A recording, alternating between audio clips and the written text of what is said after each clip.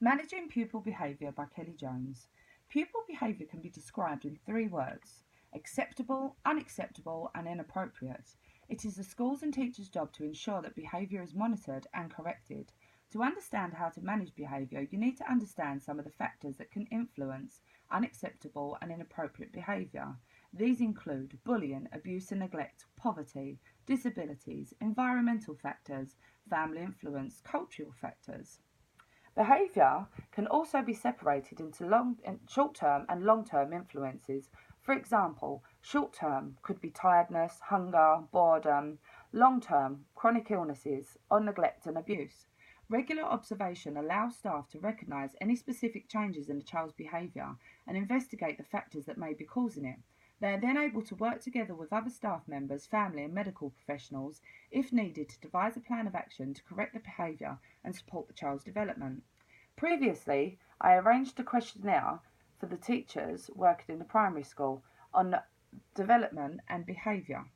Family influence, poverty, abuse and neglect were the three most popular factors they believed affected children's development and behaviour. As part of this questionnaire, the teachers were asked which methods of behaviour management they felt had been more beneficial through their teaching career. Consistency was one of the answers every teacher gave. Being consistent when producing rules and boundaries allowed the children to recognise and remember what was viewed as acceptable behaviour and what was unacceptable. As well as consistency with unacceptable behaviour, the teachers found that consistently supporting and encouraging acceptable or good behaviour also helped to encourage the wanted behaviour to continue. Operant conditioning also helped when encouraging repeated good behaviour. B.F. Skinner quoted that operant conditioning is a method of learning that occurs through the rewards and punishments for behaviour. Through operant conditioning, an individual makes an association between a particular behaviour and a consequence. This method worked well with primary age students. Using stickers, good behaviour boards, Star of the Week certificates and so on gave the children a rewarding goal to work towards, so they are more likely to display good behaviour when they understand it to be rewarded. In every school there will also be policies and framework in place to ensure staff are aware of the procedures and rules for behaviour and that it is followed in every class and every year. This also protects staff when dealing with ongoing behaviour problems as well as any long-term behaviour factors which may affect safeguarding issues. For instance, abuse and neglect or family influences and poverty can be large influences for unacceptable behaviour.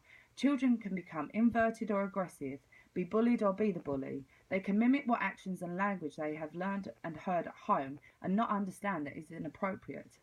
Albert Bandura's Bobo doll experiment showed us a child's ability to mimic behaviour seen from adults. As mentioned before, this can lead to children mimicking the wrong kinds of behaviour. As a teacher, you are also in a position to be mimicked. To manage behaviour, you should ensure that you are consistently being a good role model, promoting self-confidence, self-esteem and resilience, as well as ensuring you follow the same rules as you expect from the students. This allows them to recognise acceptable behaviour and leaves you open to communication and respect. Communication provides a big part in managing behaviour. Understanding how you can verbally correct behaviour can help situations of unacceptable behaviour from escalating. For example, David is chatting loud with his classmates while Sue is trying to answer a times table question. The teacher says, "David, you need to stop that constant chat or you can leave the class." This phrasing of words firstly draws attention to one student and can be embarrassing. By threatening to send them out of class, you are not finding a more long-term solution to class interruption. Instead, try talking to the class as a whole, reminding them we all need to remember our manners when someone is answering a question. If this behaviour is because David and his friends are bored and unfocused, maybe offering a sticker or a good point to the next right answer, or point out the students sitting nice and reward their behaviour.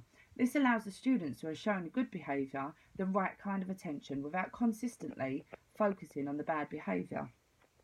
In conclusion, there are many methods you can apply when managing pupil behaviour, beginning with the school policies, allowing children to help develop rules that they can understand and abide by, rewarding good behaviour, fair sanctions for wrong choices, taking into consideration that some behaviours may have other factors influencing them, so be alert and understanding and remember every child is different in their own special way.